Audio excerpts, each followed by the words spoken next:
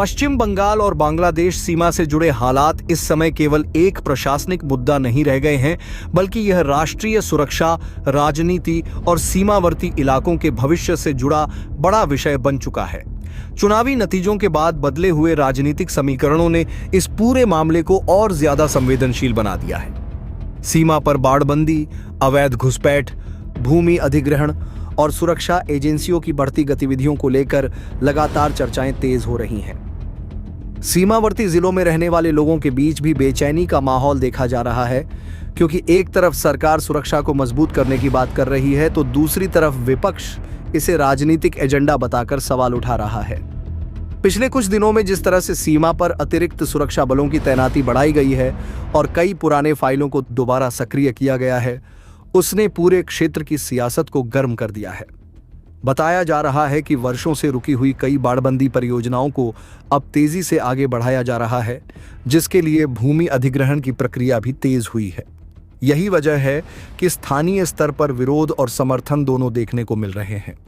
कुछ लोगों का मानना है कि सीमा को पूरी तरह सुरक्षित करना देश हित में जरूरी है, जबकि कुछ समूहों का कहना है कि इससे किसानों और सीमावर्ती गांवों की जमीन प्रभावित होगी। इसी बीच राजनीतिक दल एक दूसरे पर आरोप लगाने में जुट गए हैं। केंद्र सरकार जहां इसे राष्ट्रीय सुरक्षा का सवाल बता रही है, वहीं राज्य स्तर पर कई नेताओं ने प्रशासनिक प्रक्रिया और फैसलों के समय पर सवाल खड़े किए हैं। सोशल मीडिया से लेकर टीवी डिबेट तक इस मुद्दे ने जबरदस्त चर्चा छेड़ दी है। खास बात यह है कि बांग्लादेश सीमा से जुड़े हर फैसले का असर केवल सुरक्षा तक सीमित नहीं रहता, बल्कि इसका सीधा प्रभाव व्यापार, स्थानीय रोजगार और सामाजिक माहौल पर भी पड़ता है। सीमा पार होने वाली गतिविधियों पर कड़ी निगरानी की खबरों ने दोनों तरफ के लोगों के बीच नई चिंताओं को जन्म दिया है। इसके साथ ही राजनीतिक विश्लेषकों का मानना है कि आने वाले दिनों में यह मुद्दा और बड़ा रूप ले सकता है, क्योंकि सीमा सुरक्षा और घुसपैठ जैसे विषय हमेशा से चुनावी राजनीति में प्रभावशाली रहे हैं। फिलहाल पूरे क्षेत्र की नजर सरकार के अगले कदमों और प्रशासनिक फैसलों पर टिकी हुई है, क्योंकि जो कुछ भी बंगाल सीमा पर हो रहा है, उसका असर आने वाले समय में राष्ट्रीय राजनीति तक दिखाई दे सकता है। बंगाल चुनावों में बीजेपी की प्रचंड जीत के बाद अब बांग्लादेश बॉर्डर पर जबरदस्त हलचल मची हुई है। बंगाल से मुख्यमंत्री शुभेंदु अधिकारी ने वह ऐलान कर डाला है, जिसके बाद ढाका से लेकर दिल्ली तक के गलियारों में खलबली मच गई है।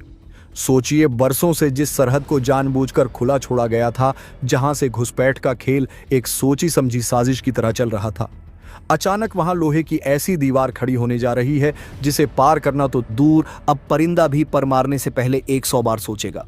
आज पश्चिम बंगाल के सीमावर्ती इलाकों में जो हलचल है, वैसी हलचल पिछले कई दशकों में नहीं देखी गई। सवाल यह है कि आखिर अचानक ऐसा क्या हुआ कि रातों रात बुलडोजर और सर्वे की टीमें सरहद की तरफ दौड़ने लगीं? और उससे भी बड़ा सवाल यह है कि बांग्लादेश के हुक्मरान इस पाबंदी से इतने डरे हुए क्यों हैं कि अब वे खुलेआम धमकी देने पर उतर आए हैं। दोस्तों, मौजूदा समय भारत के इतिहास में एक बड़े टर्निंग पॉइंट के रूप में दर्ज होने जा रहा है। पश्चिम बंगाल विधानसभा चुनाव के नतीजों ने पूरे देश को चौंका दिया और बीजेपी की उस प्रचंड जीत ने सत्ता की चाबी शुभेंदु अधिकारी के हाथों में सौंप दी। लेकिन असली धमाका तब हुआ जब मुख्यमंत्री की कुर्सी संभालते ही शुभेंदु अधिकारी ने सीधे बंगाल बांग्लादेश बॉर्डर का रुख किया। उन्होंने जो आदेश दिया, उसने बांग्लादेश की सरकार की नींद उड़ा दी है। आदेश साफ है, 45 दिन। जी हां, सिर्फ 45 दिन के भीतर बीएसएफ को वह सारी जमीन सौंप दी जाएगी जो पिछले कई सालों से राज्य सरकार के पास अटकी पड़ी थी। यह जमीन मिलते ही बाड़बंदी का काम युद्ध स्तर पर शुरू होगा। इस एक फैसले ने पड़ोसी मुल्क में ऐसा हाहाकार मचा दिया है कि वहां के बड़े नेता अब भारत को आंखें दिखाने की कोशिश कर रहे हैं। आखिर यह जमीन का टुकड़ा इतना कीमती क्यों है? आपको जानकर हैरानी होगी कि भारत बांग्लादेश की करीब 4096 किलोमीटर लंबी सीमा का एक बड़ा हिस्सा पश्चिम बंगाल से जुड़ता है। सालों से यह शिकायत रही है कि बंगाल की पिछली सरकारों ने लैंड एक्विजिशन यानी जमीन अधिग्रह के नाम पर इस बाड़बंदी को लटकाए रखा। नतीजा यह हुआ कि हजारों किलोमीटर की सरहद खुली रह गई। लेकिन अब 2026 का बंगाल बदल चुका है। शुभेंदु अधिकारी का यह 45 दिन का अल्टीमेटम सीधे उन घुसपैठियों के चेहरे पर तमाचा है जो बिना पासपोर्ट वीजा के भारत में घुसने को अपना अधिकार समझते थे। बांग्लादेश में बैठा हर वह शख्स जो भारत विरोधी एजेंडे पर चलता है आज पसीने पसीने है क्योंकि उनके अवैध धंधों का शटर गिरने वाला है। ढाका की सड़कों से लेकर बांग्लादेश की राजनीतिक गलियारों तक इस वक्त जिस तरह की बेचैनी दिखाई दे रही है उसने पूरे दक्षिण एशिया की राजनीति को एक नई बहस के बीच ला खड़ा किया है। भारत द्वारा पश्चिम बंगाल और बांग्लादेश सीमा पर सुरक्षा को मजबूत करने, बाड़बंदी को तेज करने और अवैध गतिविधियों पर सख्त निगरानी बढ़ाने के फैसलों ने वहां के कई राजनीतिक चेहरों को खुलकर प्रतिक्रिया देने पर मजबूर कर दिया है। खासतौर पर बांग्लादेश की नेशनल सिटीजन पार्टी के संयोजक और संसद में विपक्ष के चीफ विप माने जाने वाले नाहिद इस्लाम के बयान ने इस पूरे मुद्दे को और ज्यादा गरमा दिया है। जैसे ही सीमा पर कंटीली तारों और नए सुरक्षा ढांचे की खबरें ढाका पहुंची, वहां के राजनीतिक मंचों पर भारत विरोधी बयानबाजी अचानक तेज हो गई। नाहिद इस्लाम ने सार्वजनिक मंच से कहा कि अगर सरकार सीमा की रक्षा नहीं कर सकती तो बांग्लादेश के लोग खुद सरहद पर उतरकर मोर्चा संभालेंगे। यह बयान सिर्फ एक राजनीतिक प्रतिक्रिया नहीं बल्कि उस मानसिकता की झलक है जो भारत की हर सुरक्षा नीति को अपने खिलाफ कदम मानने लगी है। सवाल यह उठता है कि आखिर भारत अपनी सीमा को सुरक्षित करना चाहता है तो इसमें किसी दूसरे देश को इतनी परेशानी क्यों हो रही है?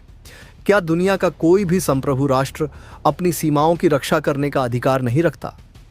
अगर अमेरिका अपनी सीमा पर दीवार बनाता है, चीन अपनी सीमाओं को हाईटेक निगरानी से लैस करता है, इजराइल अपने चारों ओर मजबूत सुरक्षा कवच खड़ा करता है, तो भारत ऐसा क्यों नहीं कर सकता?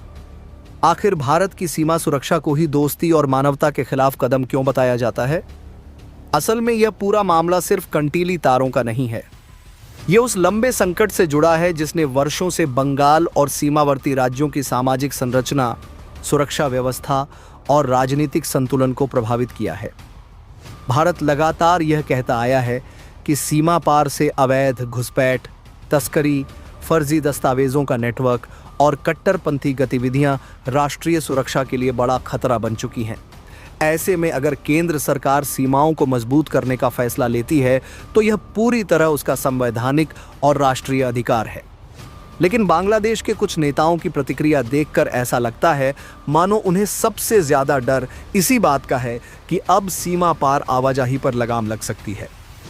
नाहिद इस्लाम ने अपने बयान में कहा कि अगर भारत लोगों को रोकने के लिए कंटीली तारें लगाएगा तो दोस्ती संभव नहीं रह जाएगी। यह बयान सुनकर आम भारतीय के मन में सबसे बड़ा सवाल यही उठता है कि क्या दोस्ती की बुनियाद खुली और असुरक्षित सीमाएं होती हैं? क्या अच्छे संबंधों का मतलब यह है कि कोई भी व्यक्ति बिना वैध प्रक्रिया के दूसरे देश में प्रवेश करता रहे और दूसरा देश चुप बैठा रहे? दुनिया में शायद ही कोई ऐसा राष्ट्र होगा जो अपनी सीमाओं को खुला छोड़कर सिर्फ भावनाओं के भरोसे राष्ट्रीय सुरक्षा चलाता हो। दरअसल यह बयानबाजी उस गहरी बेचैनी को उजागर करती है जो भारत के सख्त होते रुख से पैदा हुई है। वर्षों तक सीमा के कई इलाकों में कमजोर निगरानी, राजनीतिक संरक्षण और प्रशासनिक ढिलाई के कारण अवैध घुसपैठ एक गंभीर मुद्दा बन चुकी थी। स्थानीय लोगों के बीच रोजगार, जमीन, पहचान और जनसंख्या संतुलन को लेकर लगातार चिंताएं उठती रही हैं। बंगाल के कई सीमावर्ती क्षेत्रों में जनसंख्या के तेजी से बदलते आंकड़े लंबे समय से राजनीतिक विवाद का विषय रहे हैं। यही कारण है कि जब भारत सीमा सुरक्षा को लेकर आक्रामक कदम उठाता है तो उसके समर्थन में बड़ी संख्या में लोग खड़े दिखाई देते हैं। उन्हें लगता है कि आखिरकार सरकार उस समस्या पर कार्रवाई कर रही है जिसे वर्षों तक नजरअंदाज किया गया। लेकिन दूसरी ओर बांग्लादेश के कुछ नेता इस कदम को मानवता और दोस्ती के खिलाफ बताकर भावनात्मक नैरेटिव तैयार करने की कोशिश कर रहे हैं। सबसे दिलचस्प बात यह है कि नाहिद इस्लाम ने सच्चे रिश्तों की बात करते हुए कहा कि कंटीली तारों के पीछे रहकर अच्छे संबंध नहीं बन सकते। लेकिन इतिहास गवाह है कि रिश्ते विश्वास से बनते हैं, अवैध गतिविधियों से नहीं। अगर सीमाओं का दुरुपयोग होगा, अगर फर्जी पहचान के जरिए घुसपैठ होगी, अगर तस्करी और कट्टरपंथी नेटवर्क सक्रिय होंगे तो कोई भी जिम्मेदार सरकार चुप नहीं बैठ सकती। भारत की सीमा सुरक्षा नीति किसी देश की जनता के खिलाफ नहीं, बल्कि अवैध गतिविधियों के खिलाफ है। लेकिन जब कुछ राजनीतिक ताकतें इस मुद्दे को भावनात्मक और धार्मिक रंग देने लगती हैं, तब असली मंशा पर सवाल उठना स्वाभाविक हो जाता है। आखिर भारत की बाड़बंदी से इतना डर क्यों? अगर सब कुछ वैध और सामान्य है तो सुरक्षा व्यवस्था मजबूत होने पर परेशानी कैसी? सीमा सुरक्षा का मुद्दा केवल कानून व्यवस्था तक सीमित नहीं है, बल्कि यह देश की अर्थव्यवस्था और आंतरिक स्थिरता से भी जुड़ा है। वर्षों से ये आरोप लगते रहे हैं कि सीमा पार से अवैध व्यापार और तस्करी के जरिए बड़े पैमाने पर आर्थिक नुकसान होता रहा है। पशु तस्करी, नकली मुद्रा, नशीले पदार्थ और हथियारों की आवाजाही जैसी गतिविधियों को लेकर सुरक्षा एजेंसियां लगातार सतर्क रही हैं। ऐसे में जब भारत सीमा पर हाईटेक निगरानी, ड्रोन सर्विलांस, बाड़बंदी और अतिरिक्त सुरक्षा बलों की तैनाती करता है, तो उसका मकसद सिर्फ सुरक्षा व्यवस्था को मजबूत करना होता है। लेकिन बांग्लादेश के कुछ राजनीतिक समूह इसे राजनीतिक हथियार बनाकर भारत विरोधी भावनाएं भड़काने की कोशिश कर रहे हैं। इससे यह भी साफ होता है कि उन्हें डर है कि अगर सीमा पूरी तरह नियंत्रित हो गई तो कई अनौपचारिक नेटवर्क और अवैध रास्ते बंद हो जाएंगे। भारत और बांग्लादेश के संबंध ऐतिहासिक, सांस्कृतिक और आर्थिक रूप से बेहद महत्वपूर्ण रहे हैं। दोनों देशों ने कई मौकों पर सहयोग और साझेदारी का मजबूत उदाहरण पेश किया है। लेकिन किसी भी रिश्ते की सबसे मजबूत नींव पारस्परिक सम्मान और संप्रभुता होती है।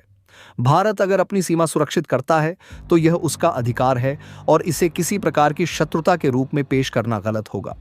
असली दोस्त वही होता है जो दूसरे देश की सुरक्षा चिंताओं को समझे, ना कि उन्हें चुनौती दे।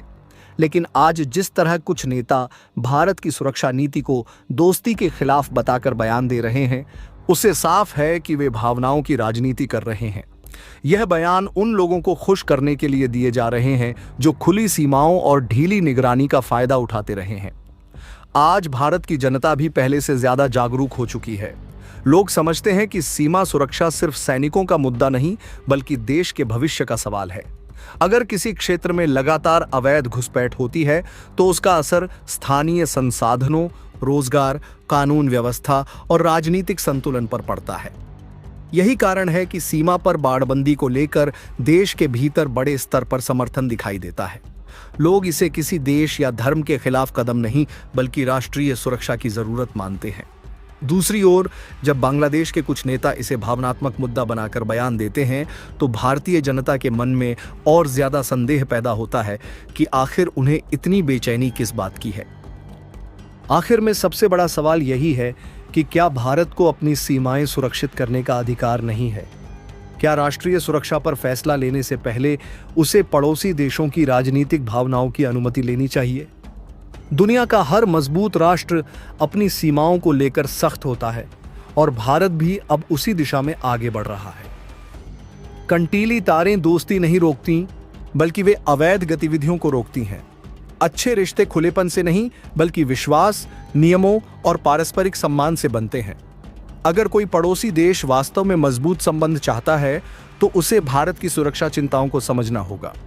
वरना हर बार जब भारत अपनी सुरक्षा मजबूत करेगा और दूसरी तरफ से उसे दोस्ती के खिलाफ बताया जाएगा, तब सवाल उठना लाजमी है कि आखिर परेशानी सीमा सुरक्षा से है या उन रास्तों के बंद होने से जिनका इस्तेमाल वर्षों से गलत मकसदों के लिए किया जाता रहा है।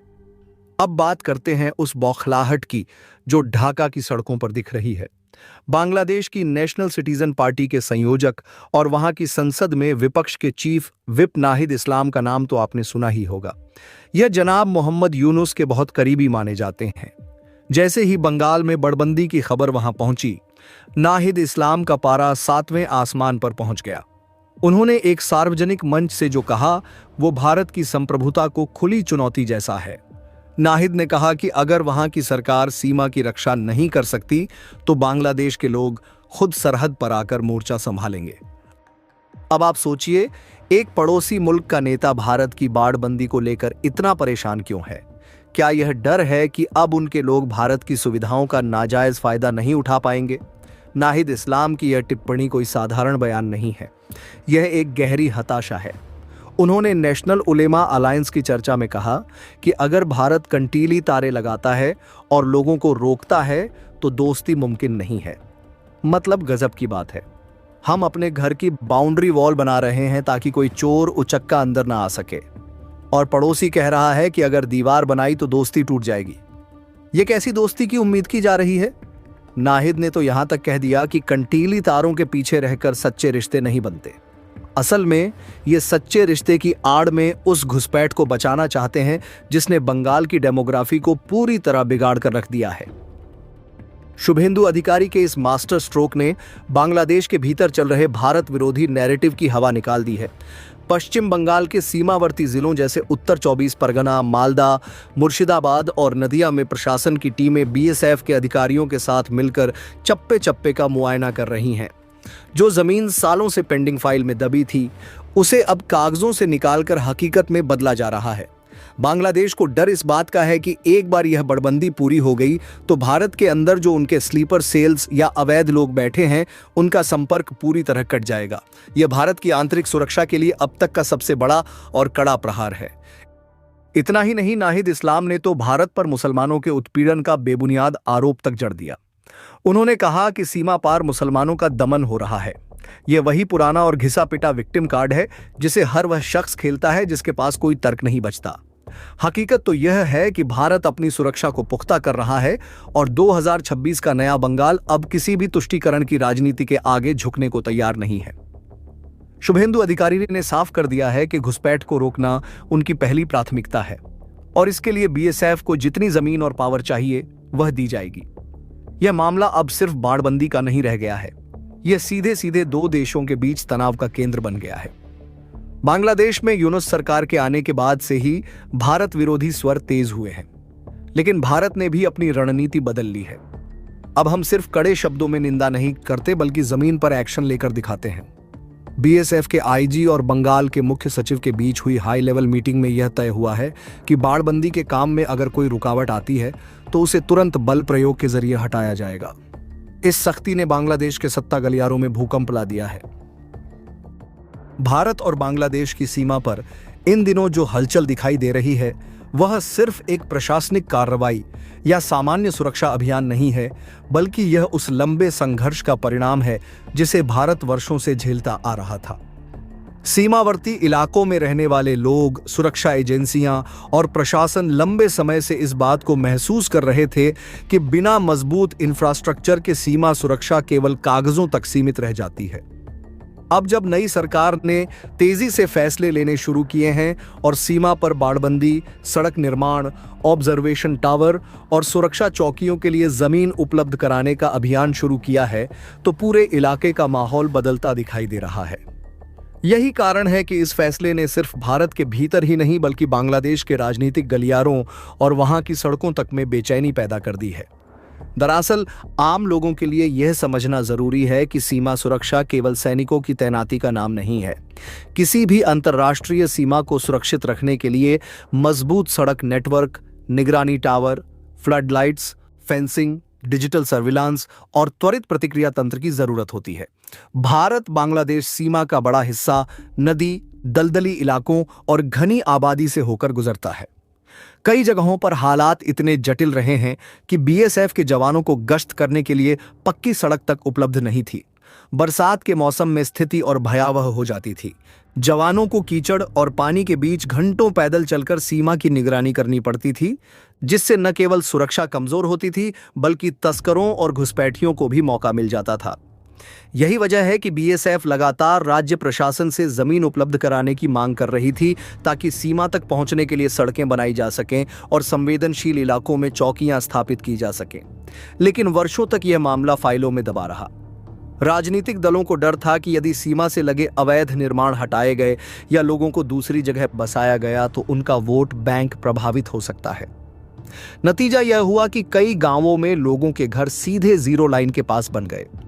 कुछ जगहों पर तो घरों की खिड़कियां सीमा पार खुलती थीं। इससे सुरक्षा एजेंसियों के सामने बेहद गंभीर चुनौती खड़ी हो गई थी।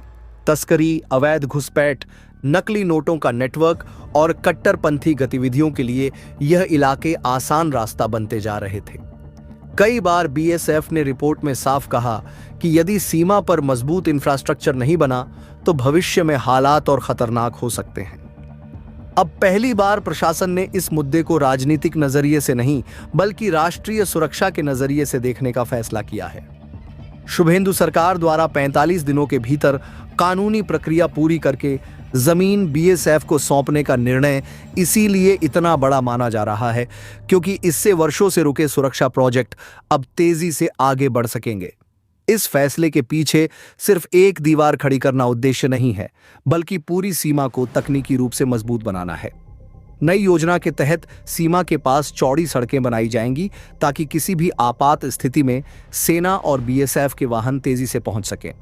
ऊंचे ऑब्जर्वेशन टावर लगाए जाएंगे जहां से जवान दूर तक गतिविधियों पर नजर रख सकेंगे।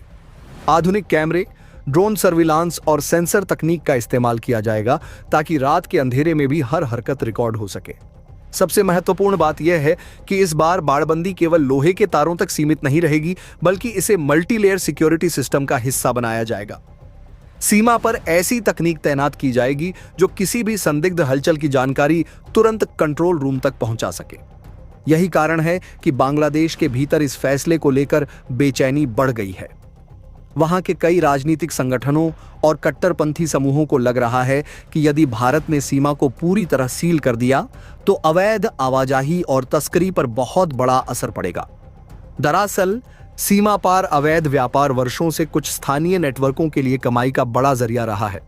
मवेशी तस्करी से लेकर डीजल, खाद्यान्न, नकली नोट और अन्य अवैध सामानों की सप्लाई तक कई गतिविधियां इसी खुली सीमा का फायदा उठाकर चलती रही हैं। भारत की सख्ती का मतलब इन नेटवर्कों का खत्म होना है। यही वजह है कि बांग्लादेश के सोशल मीडिया पर भारत विरोधी अभियान तेज हो गए हैं। नाहिद इस्लाम जैसे नेता लगातार लोगों को भड़काने की कोशिश कर रहे हैं कि भारत कथित तौर पर आक्रामक रवैया अपना रहा है।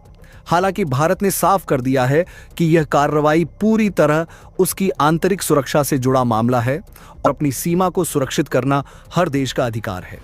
विशेषज्ञों का मानना है कि 2026 की यह बाड़बंदी आने वाले वर्षों में दक्षिण एशिया की सबसे बड़ी सीमा सुरक्षा परियोजनाओं में से एक साबित हो सकती है, क्योंकि यह केवल फेंसिंग नहीं बल्कि एक व्यापक सुरक्षा ढांचा है जिसमें सड़क, निगरानी, डिजिटल टेक्नोलॉजी और सैन्य समन्वय को एक साथ जोड़ा जा रहा है। पिछले कुछ वर्षों में जिस तरह सीमा पार से अवैध घुसपैठ और कट्टरपंथी गतिविधियों की खबरें सामने आई हैं, उसके बाद केंद्र सरकार अब कोई जोखिम लेने के मूड में नहीं दिखाई दे रही। गृह मंत्रालय से लेकर सुरक्षा एजेंसियों तक लगातार बैठकें हो रही हैं और हर संवेदनशील क्षेत्र की रिपोर्ट तैयार की जा रही है। बताया जा रहा है कि जिन इलाकों में पहले सुरक्षा बलों की पहुंच सीमित थी, वहां अब 24 घंटे निगरानी रखी जाएगी। सीमा पर रहने वाले लोगों को भी नए नियमों के तहत पंजीकरण और पहचान प्रक्रिया से गुजरना पड़ सकता है ताकि किसी भी संदिग्ध गतिविधि को तुरंत पकड़ा जा सके। हालांकि इस पूरी प्रक्रिया में सबसे बड़ी चुनौती स्थानीय लोगों का पुनर्वास है। सरकार ने दावा किया है कि जिन परिवारों की जमीन अधिग्रहित होगी उन्हें कानूनी मुआवजा और वैकल्पिक व्यवस्था दी जाएगी, लेकिन विपक्ष इसे राजनीतिक मुद्दा बनाने की कोशिश कर रहा है। इसके बावजूद सरकार का कहना है कि राष्ट्रीय सुरक्षा से बड़ा कोई मुद्दा नहीं हो सकता। यही कारण है कि पहली बार इतने सख्त और तेज फैसले लिए जा रहे हैं। भारतीय सेना और बीएसएफ भी इस पूरे घटनाक्रम को बेहद गंभीरता से देख रही हैं। सीमा पर अतिरिक्त जवान तैनात किए गए हैं और संवेदनशील इलाकों में लगातार गश्त बढ़ा दी गई है। सुरक्षा एजेंसियों को आशंका है कि बांग्लादेश के भीतर बैठे कुछ तत्व माहौल बिगाड़ने की कोशिश कर सकते हैं, इसलिए सीमा पर अलर्ट स्तर बढ़ा दिया गया है।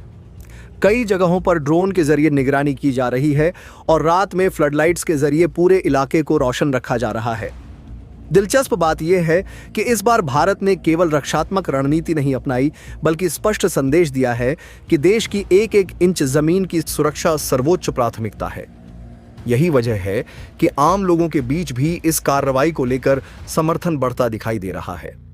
सोशल मीडिया पर बड़ी संख्या में लोग सरकार के फैसले का समर्थन करते हुए कह रहे हैं कि यदि पहले ही सीमा को पूरी तरह सुरक्षित कर दिया गया होता तो आज इतने बड़े पैमाने पर अवैध घुसपैठ और तस्करी की समस्या पैदा नहीं होती।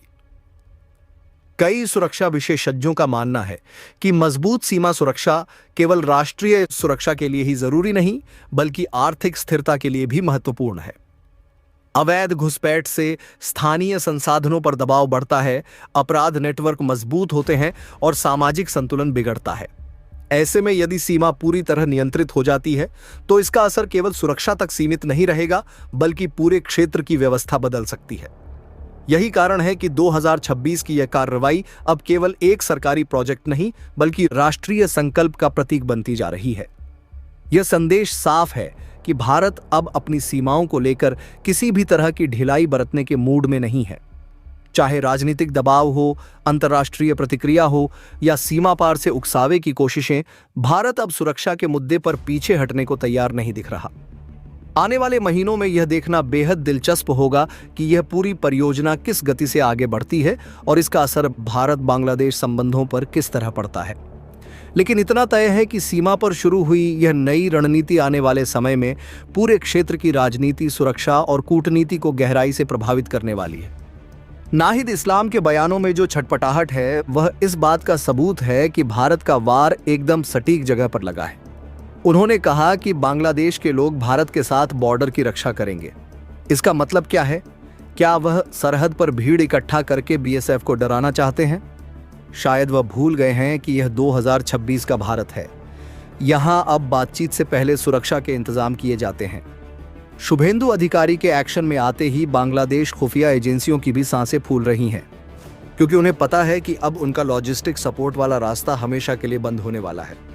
पश्चिम बंगाल के सीमावर्ती जिलों में प्रशासन ने जिस रफ्तार से काम शुरू किया है, उससे यह तो साफ है कि सरकार इस बार आर पार के मूड में है। जिन जमीनों पर कब्जा था उन्हें खाली कराया जा रहा है। जिन इलाकों में कंटीली बाढ़ नहीं लग सकती थी, वहां स्मार्ट फेंसिंग और हाईटेक सेंसर लगाने की तैयारी है। यह सब कुछ उसी जमीन पर होगा जिसे 45 दिन के भीतर राज्य सरकार बीएसएफ को सौंपने वाली है। यह फैसला बांग्लादेश के लिए गले की फांस इसलिए बन गया है क्योंकि अब तक वे सीमा के जरिए अपनी अवैध अर्थव्यवस्था चलाते थे। मवेशियों की तस्करी हो या अन्य सामानों की हेराफेरी, अब सब कुछ ठप होने वाला है। बांग्लादेश नेता नाहिद इस्लाम का यह कहना कि कंटीले तारों के पीछे दोस्ती नहीं होती, दरअसल एक धमकी भरा लहजा है। लेकिन भारत ने भी जवाब दे दिया है कि दोस्ती बराबरी वालों में होती है, घुसपैठ कराने वालों में नहीं। 2026 के इस चुनाव ने न सिर्फ बंगाल की राजनीति बदली, बल्कि भारत की विदेश नीति और आंतरिक सुरक्षा के समीकरणों को भी नया आयाम दे दिया है। अब सवाल यह नहीं है कि बाड़बंदी कब होगी, सवाल यह है कि बांग्लादेश इस सच्चाई को कितनी जल्दी स्वीकार करेगा। आगे की कहानी और भी दिलचस्प है। जैसे जैसे यह 45 दिन बीत रहे हैं, बॉर्डर पर तनाव बढ़ता जा रहा है। बीएसएफ ने अपनी अतिरिक्त बटालियन तैनात कर दी है, ड्रोन से निगरानी बढ़ाई गई है। उधर बांग्लादेश की तरफ से बयानबाजी का स्तर और गिरता जा रहा है। नाहिद इस्लाम जैसे लोग वहां की जनता को जिस तरह से उकसा रहे हैं, उससे किसी बड़े टकराव की आशंका से इनकार नहीं किया जा सकता। लेकिन भारतीय जवान मुस्तैदी से खड़े हैं। यह बाड़बंदी सिर्फ घुसपैठ रोकने के लिए नहीं है, बल्कि यह उन ताकतों को जवाब है जो भारत को कमजोर करना चाहती हैं। शुभेंदु अधिकारी का यह फैसला बंगाल के उन करोड़ों लोगों के लिए एक उम्मीद की किरण है जो घुसपैठ की वजह से अपनी पहचान खो रहे थे। सीमावर्ती जिलों के हिंदू और अल्पसंख्यक समुदाय जो सालों से सुरक्षा के साए में जी रहे थे, आज राहत की सांस ले रहे हैं। उन्हें लग रहा है कि अब उनके खेत, उनकी संपत्ति और उनका परिवार सुरक्षित रहेगा। लेकिन दूसरी तरफ जो लोग इस अवैध व्यापार और घुसपैठ की राजनीति पर पल रहे थे, उनके लिए यह किसी कयामत से कम नहीं है। इसीलिए हाहाकार मचा है और उसी प्रदर्शन इसलिए धमकियां दी जा रही हैं। क्या वे अपने नेताओं की इस भड़काऊ बयानबाजी पर लगाम लगाएंगे या फिर भारत के साथ रिश्तों को और खराब करेंगे? नाहिद इस्लाम जैसे मंत्रियों और सांसदों का यह रवैया किसी भी जिम्मेदार देश के लिए शोभा नहीं देता। भारत में मुसलमानों के दमन का झूठा आरोप लगाकर वे अंतर्राष्ट्रीय समुदाय का ध्यान भटकाना चाहते हैं। लेकिन दुनिया जानती है कि हकीकत क्या है।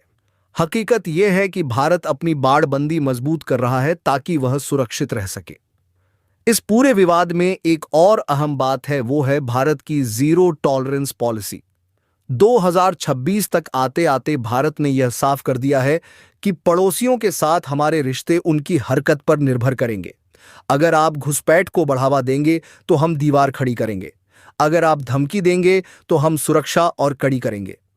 शुभेंदु अधिकारी के इस फैसले ने नेशनल सिक्योरिटी के मुद्दे को बंगाल की राजनीति के केंद्र में ला खड़ा किया है।